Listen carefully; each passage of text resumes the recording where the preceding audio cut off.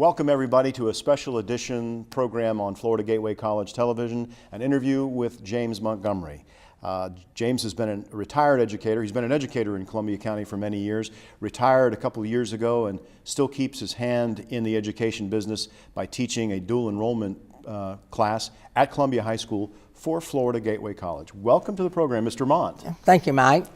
How long did you teach? This is my 58th year. 58th year, and you've taught history at Columbia High School. You started Columbia High School. At Columbia High, I taught American history, economics, government, and Bible. And in fact, I took a class from you back in 1978 on the New Testament. So I enjoyed that very much. What we're going to do is we're going to talk about certain topics that Mr. Montgomery has taught over the years. And since this is an election year, and quite an election year, where we are electing a new president because of term limits, we're going to talk about how a president is elected. And so I guess for those of you who don't know, it may not be what you think, but how is a president elected? Okay. Well, it goes through quite a process, and we will look at each one as we get to it. And probably the first thing to think about is simply on what day we vote. If you ask most Americans, they will say, oh, well, we vote on the first Tuesday of November. Well, most of that is correct, but yet that's not what the Constitution says.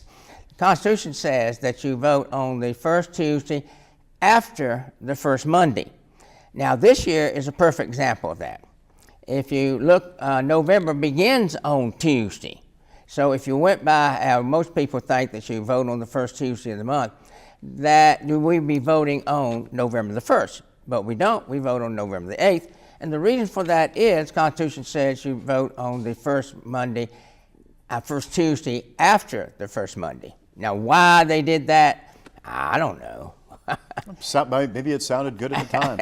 But see, now we have early voting, which really complicates the actual vote. The date that you cast the ballot at the polling place is on that Tuesday in November.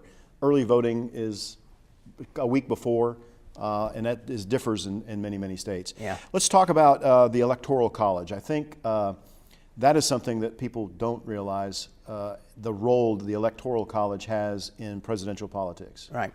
And whenever you have a close election, you hear this hue and cry about do away with the Electoral College, because it's the Electoral College that actually elects the president. And you might wonder, well, why in the world did our founding fathers put that in the Constitution, okay? Well, to be very honest with you, our founding fathers simply did not trust the people. Now, you hate to say that, but they simply didn't trust the people. And that's wasn't the only place. One of the main complaints against the Constitution is today it's hard to believe that anyone would be opposed to the Constitution. But there were a number of things. One, you're taking away too much power from the states and such as that, didn't have a Bill of Rights. But one of the reasons they didn't like the Constitution was the fact they said, we don't get to elect anybody. When you think about it, okay, the president is elected by the Electoral College. In the original Constitution, the senators were appointed by the state legislatures. You did not elect them.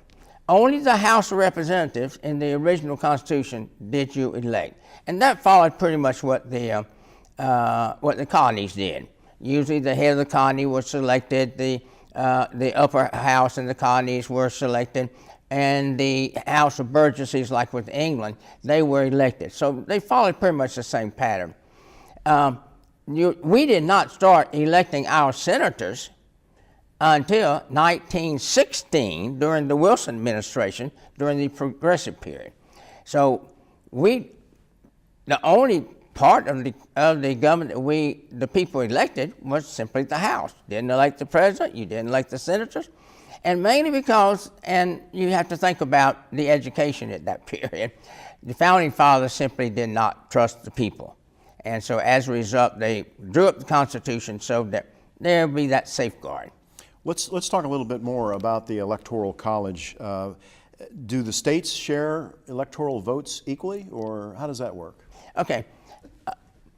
When you go to vote, on the ballot you will have the two presidential candidates who are running. So you will have Clinton and Trump this time, and that's who you vote for, one or the other.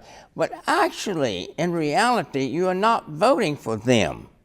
You're voting for those who are going to elect the president. You're not voting for the president. You're voting for who is actually going to elect the president, and that's the Electoral College.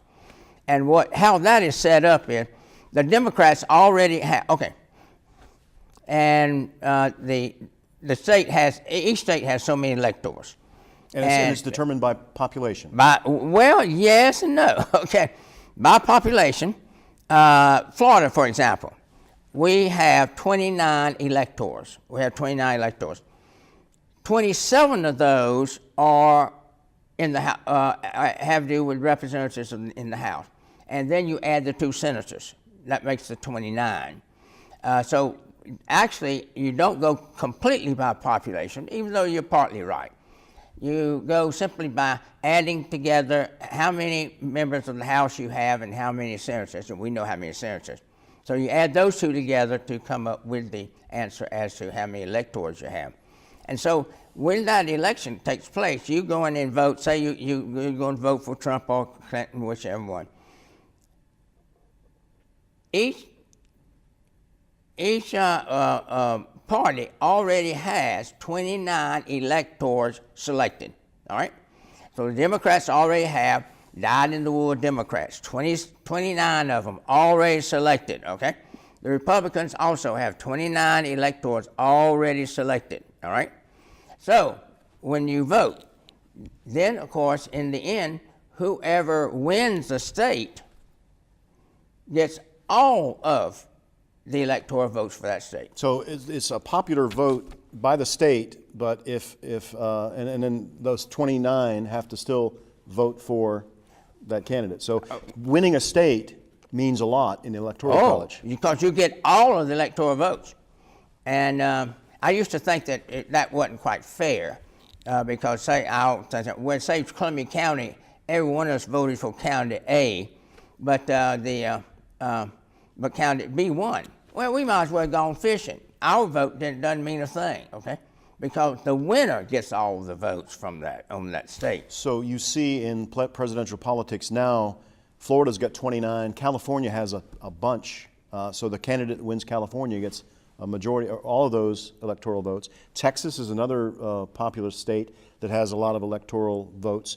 So is that, you see a lot of politicking going on in those popular states? Oh yeah, in those states. I think I heard recently that maybe if you can win 15 particular states, you win, no matter what the rest of them do. So you could put a lot of your resources in your campaign into those states. Like you wouldn't go to Maine. Maine probably doesn't have a lot of electoral votes. You don't bother to go to Montana, right? Yeah, and so and again, or Idaho, or a lot of the states. And it's fun. I believe Florida is third, is either third or fourth. I think we are now ahead of New York, but California has the most electoral votes.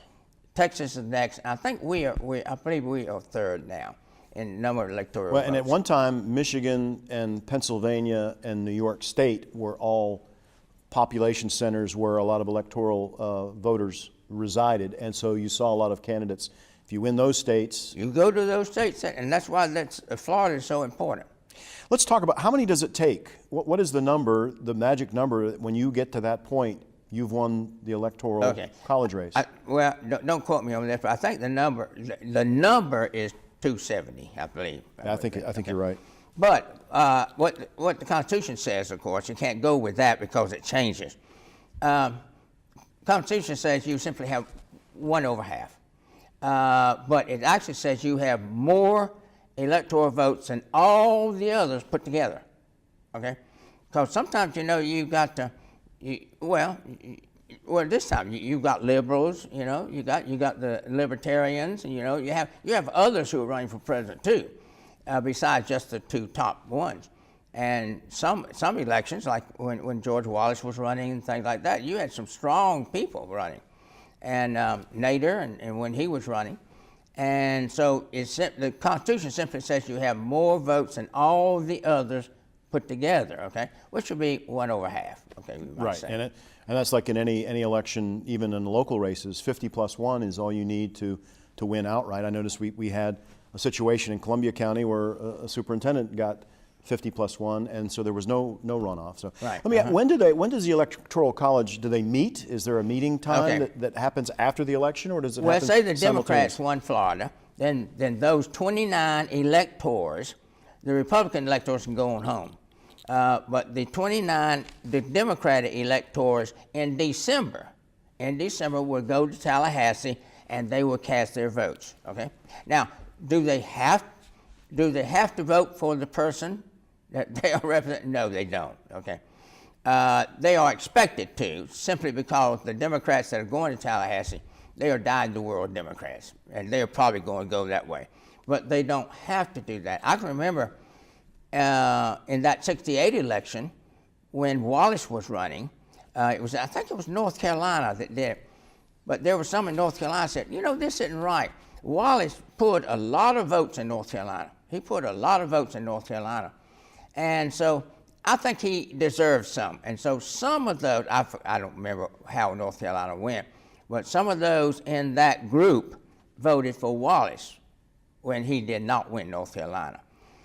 You are expected to vote according to what group you're with, but you don't have to do that. But most of the time, that's So, what and happens. this is- Well, like I say, those people, whether the Republicans, 29 Republicans or 29 Democrats, they are dyed-in-the-wool.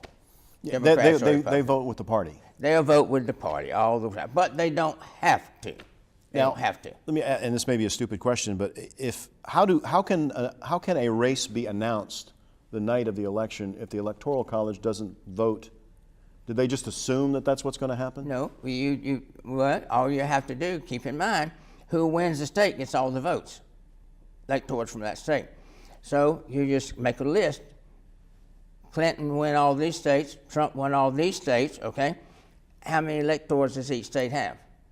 Just add them up. See, just math, a little bit of math. I'm not looking the right way. No, you're good. You're good. Just do the math. Just say how many states did one candidate win, how many states did the other candidate win, and then just add up how many electors they have, because they get them all from each state they win. Has there ever been a tie? Has there ever been an Electoral College tie where nobody got a majority? Yes. Yes. What happens then? Okay. Then it goes to the House.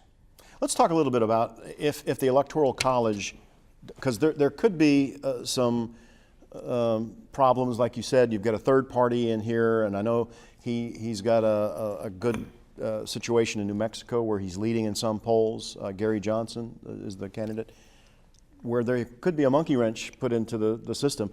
So take us through, for those who don't know, if the Electoral College cannot elect the president, where does it go and who has the control? Okay, if the Electoral College cannot elect the president, and that can happen, okay? If he doesn't, otherwise, for example, the election of 1824, you had 4 people, strong people running. So there's almost no way that you're going to win, right? Have more than all the rest are put together. So that one went to the House. And in 1800, you had a tie, okay? You had a tie. And so that's going to have to go to the House, okay? Now, when it goes to the House, this is interesting. It goes to the House because the House is closer to the people, okay? So it goes to the House, but every member of the House does not vote on it. Each state gets one vote. Each state gets one vote, okay? Now, okay, perfect example of this. In '68, you remember, George Wallace from Alabama, knew he could not win in the Electoral College. He could not win in the Electoral College. But he figured, if I can get enough electoral votes, okay, if I get enough electoral, so that nobody wins, it has to go to the House, okay? And then he said, I got a chance, because he said, I got 11 votes up front. What's the 11 votes up front? Southern votes. He was a segregationist, remember? Segregation today, segregation tomorrow, segregation forever. He was segregated. He figured, right off the bat, I've got 11 votes, because when it goes to the House, every state gets only one vote, and that's all. And they're not. Who chooses who gets the vote? Is that the Speaker of the House decides who gets to vote? Well, each of state the decides. delegation? Oh, very good, very good. When it goes, well, the Speaker of the House will have to do it as far as the House. I'm thinking of something else later, but anyway. So yeah. the House. So if Florida's delegation, if the Florida delegation, if it was heavy on the Republican side, then it would go Republican. You would assume it would go Republican. Oh yeah. Mm-hmm. Same thing with California, which is decidedly heavy Democrat. Their entire delegation. And that they one would vote. do, and they would, and we have examples of that. If we get to another question later, we have examples of that fact. It depends on, and at times there was one election in 1876 where you had 4 states that sent in both reports. The Republicans said, "Hey, we won." Then Democrats said, "No, you didn't. We won." So you had dispute. At that time, they didn't have anything set up to take care of that. Today we do. Today, the Constitution says the governor will decide which is the correct one. You don't send, each party doesn't say, "We won the state." The governor will decide which one you won. So, of course, if the governor's Republican, like Florida is now, he will say the Republican one. Right. So it could, the figuring this out, it could be mind-blowing because even if you have a Republican, I mean, look at, I guess Wisconsin would be a good example, a Democrat state run by a Republican governor. So that would be different. Right, exactly. But the governor, according to it now, the governor makes the decision. Okay. That's how it's set up now. Now, I noticed that, and we've got a copy of one of your tests from way back when, because we're thinking, what better way than to use a test that you used in your class, because history just doesn't change a lot. It's there and it's written down, and then you learn about it, and it doesn't change. But the question here, the popular vote, how many times has the presidential candidate with the most popular vote not won the election? Yeah, 4 times, which is interesting. The person who has the most popular vote, I mean, more people wanted that person than the other person, but remember, the Electoral College election, not the people, all right? Not the people, the Electoral College election. The first one was 1800. Now, that's only happened 4 times, so in 200 years, you know, I mean, you can put that aside. But in 1800, of course, you had a tie between Jefferson and Burr. Now, that's an interesting story there, but we ain't got time to go into all of that. But they were tied, and so it had to go into the House. But there, of course, the fact that one had more popular votes than what's the other. The other is in 24. In 1824, Jackson had the most popular votes to start off with, okay, but he didn't have the electoral votes, okay, didn't have the electoral votes. So as in that situation, then it went to the House. It had to go to the House, okay. But he had a lot more popular votes than what the others did, but he did not have the electoral votes, so Jackson lost in 24. Now, he came back in 28 and won, okay? Now, the most interesting one was 1876. In 1876, there was the Democratic candidate was a man by the name of Tilden, the Republican by the name of Hayes. Now, that was the election, like I said, you had 4 states that had disputed votes. And the reason that they were disputed was the fact that most of those were Southern votes. The U.S. military was still in those states. They were still under Reconstruction. And so the Democrats said, "We won." The Republicans said, "No, you didn't win." Now, the interesting enough, Congress then couldn't decide what to do. Who would get those? There were 20 votes out of those 4 disputed votes. Tilden needed only 1 more vote.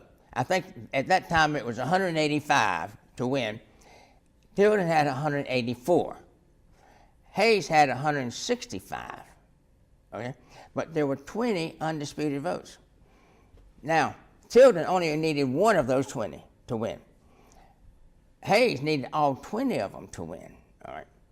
So Congress said, "We don't know who to decide." So they, as you usually do, you set up a committee. And so they set up a committee, 5 from the House, 5 from the Supreme Court, and 5 from the Senate. And they got together, and without going into a lot of the details on it, which is very fascinating, it came up in the end, there were 8 Republicans and 7 Democrats on that committee. Guess who got the 20 votes? It was 8-7 to give all 20 votes to Hayes. Okay, all 20 votes. So Hayes won. Okay, so Hayes won the election because he had that. Tilden only needed one of them, but he didn't get the one. Hayes got all 20 of them. Okay, needless to say, the South was very angry over that, and so a deal was made. The North said, "Look, if you will accept the election like it happened, we promise you we will pull all of our troops out of the South." And so South said, "Hey, we'll accept that. We'll take that." And so the North that's when Reconstruction came to an end. That was in 1877. Reconstruction came to an end by this deal that they made over that election. And of course they pulled all the troops out, which left the poor freedmen vulnerable to Jim Crow. Well, it was a contentious end to the Civil War, and the South didn't like the fact the North had declared victory, and so there were a lot of stuff in history that's very interesting to read and to find out deals that were made and why people did what they did. A lot of history is learning about something that happened. The fun part about history is finding about what happened and why it happened. And Mr. Mott has been great over the years at explaining why certain things happen. So you're just not learning a fact in history, you're learning about why the fact in history happened. But it's interesting to note that the Democrat lost that race. But a deal was made. Yeah, a deal was made. Who was the deal made with? I mean, was it the Congress, the Congress people? Oh yeah, right. They had to decide. Congress was the one that said, "We'll accept the election and we'll get our troops out." Well, talk about the deal. Let's go back to 1824. That's referred to as the corrupt bargain. John Quincy Adams won 24. Okay, that was the son of John Adams. That's another father-son thing. And John Quincy Adams won the election. But Henry Clay was one of the candidates also. But it's thought that Henry Clay and John Quincy Adams made a deal. And that was, it is true that Henry Clay used his influence to get John Quincy Adams elected. And when John Quincy Adams became elected, when he became president, he appointed Henry Clay as a Secretary of State. Now, at that time, Secretary of States, to be a Secretary of State, not saying anything about Clinton today, but being Secretary of State then was very important, because if you look at the history, every Secretary of State from each president became the next president. Okay? And so as a result, of course, it was very important for Henry Clay to become president. And that was a deal, another deal made. Okay? So in those two elections, you have two deals. Another election where the person, and also with more votes, I didn't bring this out, Tilden actually had 250,000 more votes than Hayes, popular votes. He had 250,000 more popular votes than what Hayes did. Then the next election was in '88, and Cleveland was running against Harrison, and Harrison was a Republican, Cleveland was the Democrat. Cleveland had 100,000 more votes than what Harrison did, but Harrison won because he had the electoral votes, which of course made an interesting thing. Cleveland was the sitting president. Which is unusual for a sitting president not to win again. All right, that's very unusual. But he was the sitting president. He lost to Harrison, but came back again and won the next election, which makes him the only president who served 2 terms non-consecutively. All right, the only one to do that. You know, and all this is coming back. all these things are coming back. We all learned this in history class when we were in high school and in college. but it's fun to recall them, and it's fun to have you do it. Last question, because we're Well, about, we got one more to go. yeah, one more to go. Okay. Here's the last question. Within our lifetime, who had the most popular votes? Right, Within our lifetime. That was 2000, of course. right. Bush and Gore. Can you believe that Gore had 500,000 more popular votes than what Bush did? 500,000 more popular votes than what Bush did.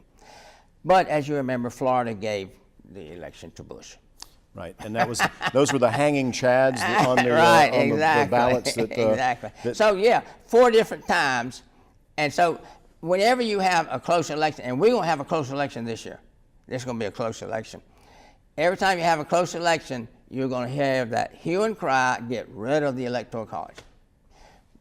Personally, I don't think you should, but anyway, that's just my opinion. Because maybe what the founding fathers thought of about the electorate not being smart enough, Right, to has elect come, the right one. come full circle. Maybe it's come full circle. You don't know. Yeah. It's going to be interesting to watch the election, and we hope that you will see it from a different perspective now.